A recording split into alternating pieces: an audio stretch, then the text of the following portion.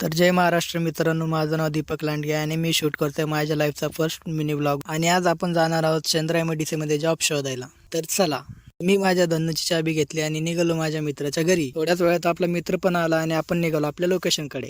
पण जातच होतो की लक्षात आलं गाडीत हवा कमी आहे. सर्वात पहिले गेलो आपण हवा भरायला.